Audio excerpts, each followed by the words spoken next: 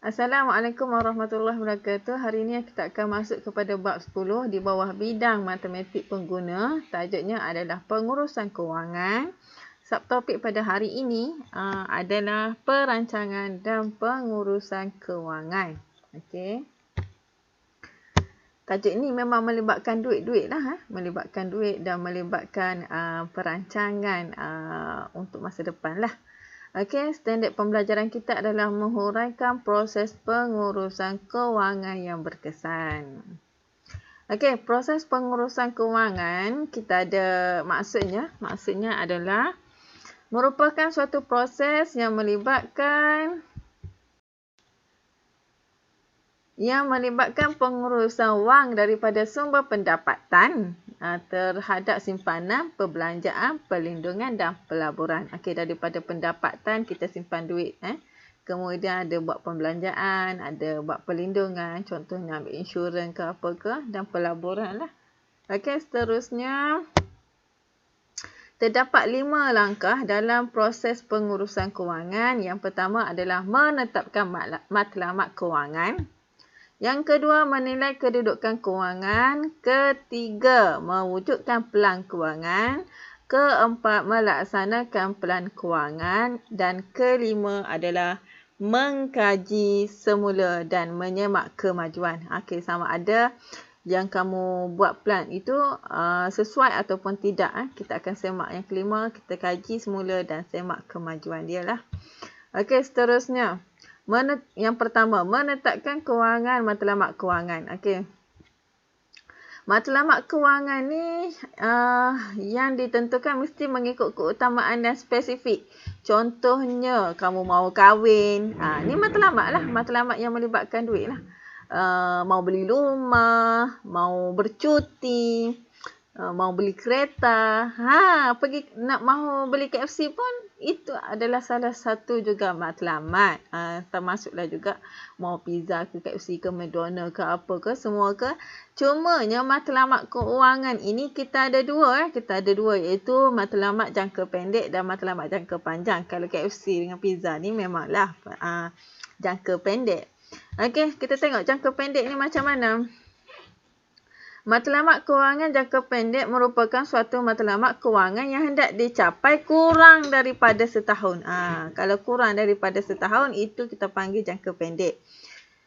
Dan tidak melibatkan jumlah amount yang besar. Maknanya jangka pendek ni, dia yang pertama kurang daripada setahun dan yang kedua, dia tidak melibatkan jumlah duit yang banyak lah. Kemudian, matlamat kewangan jangka masa panjang. Okey, jangka masa panjang merupakan suatu matlamat kewangan yang mengambil masa lebih daripada 5 tahun. Okey, kalau lebih daripada 5 tahun, itu jangka panjang. Okey, matlamat kewangan jangka panjang melibatkan jumlah amount yang besar. Mesti ingat, dia melibatkan jumlah duit yang banyak lah. Okey, kita tengok matlamat kewangan ataupun kita panggil SMART. Okey, S-M-A-R-T. SMART, S-M-A-R-T. S ini adalah untuk spesifik ataupun dalam bahasa Melayunya khusus. M untuk measurable, itu boleh diukur. A, attainable, itu boleh dicapai. R, realistik. Maksud dalam bahasa Melayu pun sama, realistik. T adalah time bound, iaitu tempoh masa. Mesti ada tempoh masa lah. Yang tadi kita sudah tengok jangka masa pendek ke jangka masa panjang. Okey, ini contoh.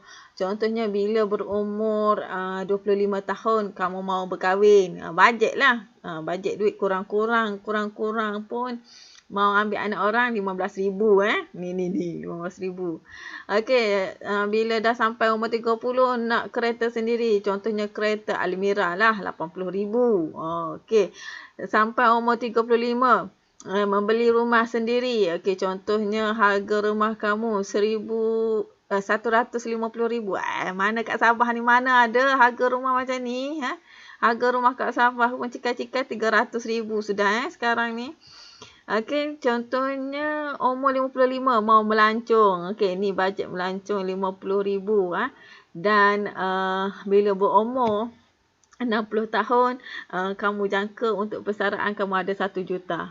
Ini adalah contoh lah, contoh matlamat. Matlamat yang ingin dicapai bila berumur 25 tahun, 30, 35, 55 dan 60. Masing-masing ada matlamat. Kamu suka. Sebenarnya matlamat ini hasil daripada mana? Hasil daripada angan-angan. Kamu juga berangan, betul tak? Berangan nak kereta besar, rumah besar, bini besar. Sama lah. Ni. Matlamat ni hasil daripada angan-angan sebenarnya. Cumanya kita buat daripada kita tulis dan kita bentukkan dalam peta ni, nampaklah smart sikit. Okey, seterusnya kita tengok contoh 1. Contoh 1, Encik Yusof akan menyambut hari keluarga di Port Dickson dalam tempoh 6 bulan. Okey, kalau 6 bulan. Matlamat masa jangka masa panjang atau masa jangka pendek? Okey, kalau 6 bulan kurang daripada 1 tahun bermaksud jangka masa pendek. Okey, sambutan ini akan menelan pembelanjaan sebanyak 1,500.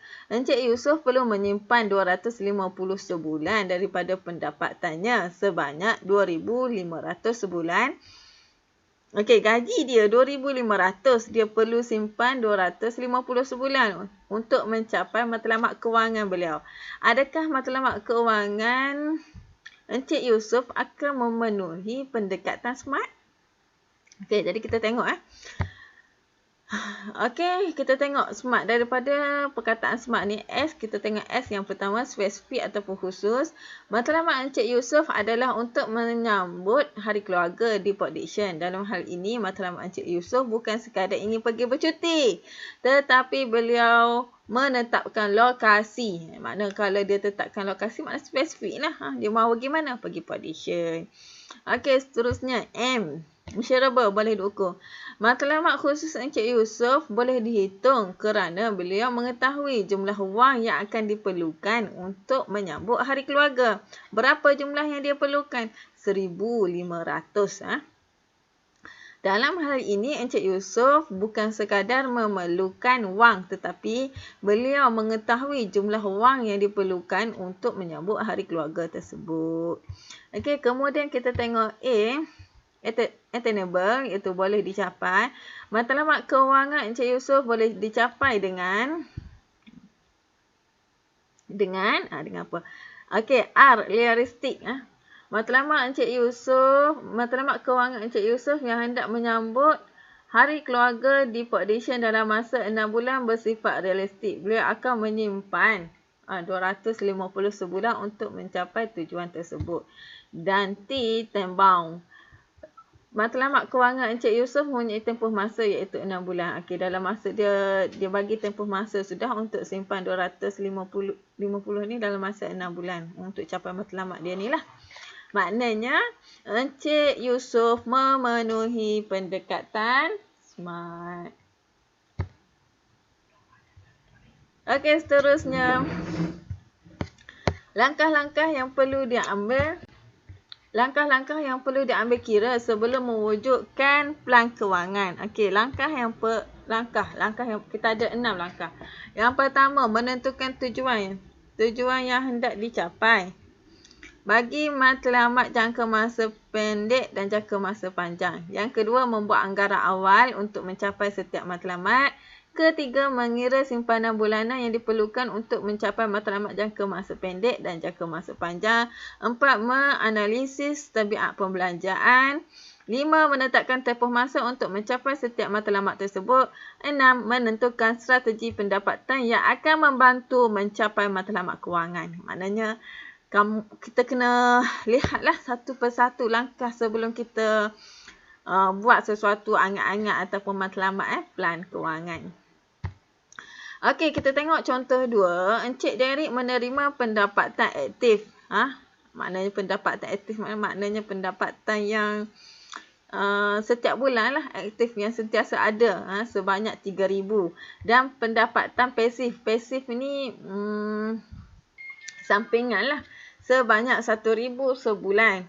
Encik Derek juga mempunyai perbelanjaan tetap sebanyak 1,300 dan perbelanjaan tidak tetap sebanyak 650 sebulan. Hitung aliran tunai bulanan Encik Derik. Jelaskan jawapan anda. Okey.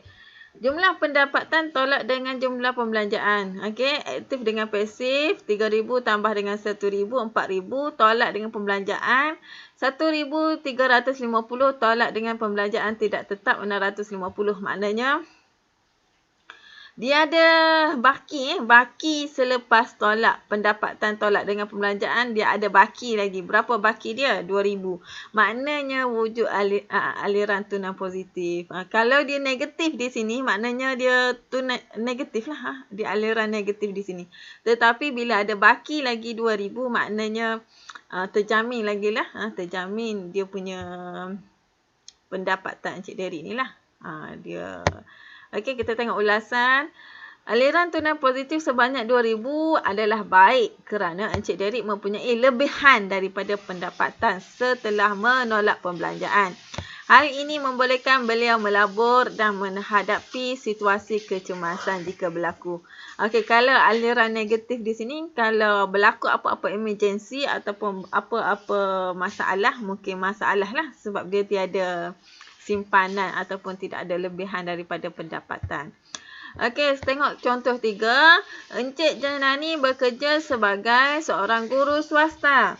Beliau menerima pendapatan sebanyak 3,500. Beliau juga mengajarkan tuition dan memperolehi pendapatan sebanyak 1,000. Encik Janani juga menyewakan rumahnya sebanyak 850 sebulan. Encik Janani mempunyai perbelanjaan tetap sebanyak 1,200 dan perbelanjaan tidak tetap sebanyak 600 sebulan. Hitung arilan tunai Encik Janani. Okey. Tolaklah. Kita tambah dulu simpanan. Kita tambah dulu pendapatan. Pendapatan dia adalah 3,500 tambah dengan 1,000 untuk mengajar tuition dan 850. 850 ni dia punya sewa. Ini tambah. Tolak dengan dia punya perbelanjaan. 1,200 dan 600. Okey. Baki lagi. Dia ada baki lagi. Baki dia adalah 3,550. Maknanya aliran tunai sebanyak 3,550 adalah baik kerana Encik Janani boleh menyimpan wang tersebut di bank dan menikmati faedah. Faedah ini merupakan pendapatan pasif bagi Encik Janani. Okey, kita tengok contoh 4 pula. Dalam contoh 4 ini. Puan Aminah ingin membeli kereta yang berharga RM50,000 dalam masa 1 tahun. Okey, dia mau beli cash lah ni. Okey, beliau bercadah hendak membayar wang pendahuluan sebanyak 7,500 daripada simpanan beliau. Sebelum ini, Puan Aminah tidak mempunyai simpanan. Dia mau beli kereta. Kereta ni harga RM50,000. Sebelum ini, Puan Aminah tidak mempunyai simpanan. Puan Aminah ingin membuat pinjaman kenderaan daripada bank. Bank X telah menawarkan beberapa pilihan. Setelah meneliti kedudukan kewangan, Puan Aminah telah memilih tempoh 7 tahun kerana beliau hanya mampu membayar ansuran bulanan untuk tempoh itu. Okey, berdasarkan perancangan kewangan Puan Aminah, bolehkah matlamat kewangan Puan Aminah dicapai? Okey, ini B. Adakah Puan Aminah seorang yang bijak mengurus kewangan? Berikan justifikasi. Adakah Puan Aminah menggunakan pendekatan smart untuk mencapai matlamat kewangan beliau? Berikan justifikasi anda. Okey, ini gaji. Gaji dia kita tengok di sini pelang kewangan keluarga Puan Aminah. Okey, keluarga dia ada suami. Suami dia gaji 3,500. Gaji Aminah juga 3,000. Jadi gaji keluarga dia berapa? 7,500 lah kan, tambah suami dia. Jadi 7,500 di sini. Pendapatan pasif dia tiada. Jumlah pendapatan bulanan. Okey, ni tambah dia dengan suami dia. Okey, tolak simpanan tetap bulanan. Okey, Puan Aminah ni dia cerdik. Dia tolak. Daripada gaji dia tolak 10% daripada gaji. Maknanya kalau 10%, 6,500, dia simpan 650. Kita untuk menjadi seorang yang cerdik, untuk kewangan kita kena simpan 10% daripada gaji. Sekurang-kurangnya Dan kita kena tolak untuk dana kecemasan 100. 100. So, kurangnya 100 lah setiap bulan. Jadi, selepas tolak dengan simpanan tetap, tolak dengan dana kecemasan, ni baki dia. Baki dia. Kita perlu ada simpanan dan kita perlu ada simpanan untuk kecemasan. Jadi, baki dia adalah RM5,750. Ni perbelanjaan. Perbelanjaan pinjaman rumah, ansuran kereta suami. Okey, pinjaman tolak pembelanjaan tetap bulanan, pinjaman rumah, ansuran kereta suami. Ini kereta suami, dia mau beli kereta dia ni. Premium insurans. Okey, jadi tolak. Jadi 2,500 di sini jumlah perbelanjaan tetap. Tolak dengan jumlah perbelanjaan tidak tetap. Apa beza tetap dengan tidak tetap ni? Yang tetap ni yang biasanya pinjaman lah yang melibatkan dengan bank, macam rumah, kereta, insurans. Yang tidak tetap ni macam kita perbelanjaan rumah, yang makan-makan, biasanya terlebih makan, itu belanja. Contohnya taska keperluan anak-anak, utility rumah. Utility ni apa? Utility ni adalah kemudahan lah, alat-alat dalam rumah lah. Jadi pembelanjaan petrol, bayaran tu, barangan dapur, pemberian kepada ibu bapa. Okey, tolak. Jumlah pembelanjaan tidak tetap adalah, ni anggaran ni barisan ini, ni plan kewangan ini adalah anggaran. Okey, anggaran dia adalah 3,130. Okey, yang sebenar ini yang jadual yang di sebelah lagi, ini yang sebenar. Barangan dapur dia bajet 1,000 tapi dia guna 900 sahaja. Nampak di sini. Ni. Maknanya dia kurangkan lah. Maknanya dia kurangkan pembelanjaan dapur 100. Jadi kalau ikut pelan kewangan dia ada baki lebihan 120. Tetapi yang sebenar dia ada lebihan pendapatan adalah 220. Maknanya Puan Aminah ni bijak lah. Dia bijak, dia berjaya kurangkan barangan dapur di sini. Maknanya ada lebih sedikit lah lebihan pendapatan dia. Okey, kita tengok untuk soalan A. Puan Aminah boleh mencapai matlamat kewangan jangka pendek iaitu membeli kereta dengan jumlah wang pendahuluan sebanyak 7,500. Okey, simpanan bulanan dia kena simpan ni, simpanan bulanan ni. Tolak simpanan tetap bulanan ni. Okey, bila dia simpan dalam masa 1 tahun dia akan dapat 7,000. Ni dia simpan ni. Dia simpan dalam masa 1 tahun, maknanya 12 bulan lah ni. Dia akan dapat 7,800. Okey, jumlah wang pendahuluan yang kena dia bayar kereta adalah 7,500. Maknanya ada lebih lah. Maknanya Puan Aminah boleh mencapai matlamat dia tadi. Okey, seterusnya matlamat dia mau beli kereta lah. Maknanya Puan Aminah juga masih mempunyai lebihan 300 daripada keperluannya sebanyak 7,500. Beliau juga mempunyai lebihan sebanyak 220 ni. 220 setiap bulan untuk menghadapi situasi kecemasan apabila pembelanjaan di luar jangkaan. Maknanya adalah dia punya ada duit kecemasan ke apa ke. Kalau berlaku kecemasan ke, dia tidak runsing sangat lah. Maknanya ada lagi baki daripada pembelanjaan bulanan dia. Okey, seterusnya beliau seorang yang bijak mengurus kewangan kerana beliau berbelanja untuk keperluan asas. Beliau juga mempunyai simpanan bulanan. Ni simpanan bulanan. Dan beliau juga mengutamakan perlindungan. Dia ada insurans ni, premium insurans. Iaitu membeli insurans dan tidak mempunyai hutang seperti hutang kad kredit. Okey, tiada tolakkan untuk loan peribadi ke loan apa ke, dia tiada. Maknanya dia seorang yang bijak. Okey, seterusnya. Puan Aminah menggunakan pendekatan SMART untuk mencapai matlamat kewangan iaitu S dia apa dia? S dia membeli kereta yang berharga spesifik. Dia mahu beli kereta yang berharga RM50,000. Measurable, membayar wang pendahuluan sebanyak RM7,500.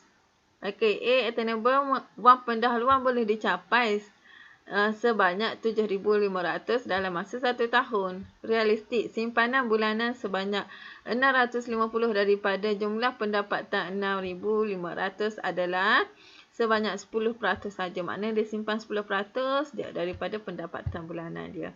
Dan dan time dia, masa dia yang dia perlukan untuk capai dia punya matlamat ni adalah 1 tahun. Okey, seterusnya, pelan kewangan yang cekap seharusnya mendahulukan simpanan. Ni. Untuk pastikan simpanan itu cekap ataupun tidak, kita kena pastikan kita kena simpan 10% daripada kita punya pendapatan lah. Sebelum melibatkan perbelanjaan tetap dan perbelanjaan tidak tetap. Di samping itu, pelan kewangan yang dibina harus mengutamakan pembayaran perbelanjaan tetap seperti ansuran bulanan kereta, rumah dan baki kad kredit. Kita kena bayarlah. Kalau kita tak bayar yang ni, ini mendatangkan masalah besar. Okey, jika wujud aliran tunai negatif, seseorang harus membetulkan pelan kewangan dengan mengurangkan pembelanjaan tidak tetap. Kalau tiada baki, malah negatif daripada baki kita punya pendapatan, kita perlu betulkan pelan kewangan dengan mengurangkan pembelanjaan yang tidak tetap.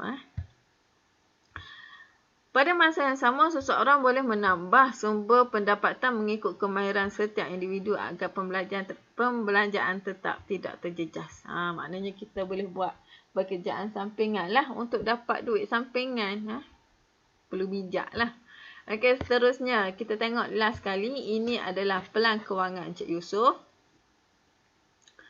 Encik Yusof, gaji Encik Yusof RM5,000. Dia tiada pendapatan pasif. Jumlah pendapatan bulanan dia adalah RM5,000. Tolak simpanan tetap dia tak ada. Maknanya di sini dia tidak simpan duit. Dia tiada simpanan bulanan dia. Dan dia hanya simpan untuk kecemasan sebanyak RM200. Okey, jadi ini baki dia. Tolak pembelanjaan tetap bulanan. Okey, dia ada pinjaman perumahan dan insurans. Okey, pembelanjaan tidak tetap. Ini tidak tetap ni. Ini tidak tetap. Okey, dia ada melancong lah di sini 400. Okey, bila ditolak semua, dia punya baki setiap bulan dia tiada. Habis teruslah. Maknanya kosong. Maknanya kosong terus. Adakah Encik Yusof seorang yang bijak? Okey. Baki pendapatan tolak dengan jumlah pendapatan, maknanya kosong di sini. Berdasarkan pelan kewangan, Encik Yusof tidak mempunyai simpanan untuk mencapai matlamat kewangan jangka masa pendek. Maknanya dia tidak memenuhilah sebab dia kosong di sini. Dia tiada langsung untuk pendapatan lebihan dia. Beliau tidak menguruskan kewangan dengan cekap kerana wujud pembelanjaan-pelanjaan yang boleh dikurangkan seperti pembelanjaan telefon, makan dan minuman serta tidak ada pelaburan untuk masa depan. Pelaburan pun dia tiada. Maksudnya dia tidak cekap lah. Okey. Jadi, saya harap kamu fahamlah untuk pengurusan kewangan. Okey, kita ada dua jenis iaitu aliran positif dan aliran negatif. Positif bila mana dia ada lebihan daripada pendapatan dia. Negatif bila dia kurang. Maknanya dia terlebih bajet, dia terlebih guna daripada dia punya pendapatan. Okey, itu sahaja untuk hari ini. Sekian, terima kasih.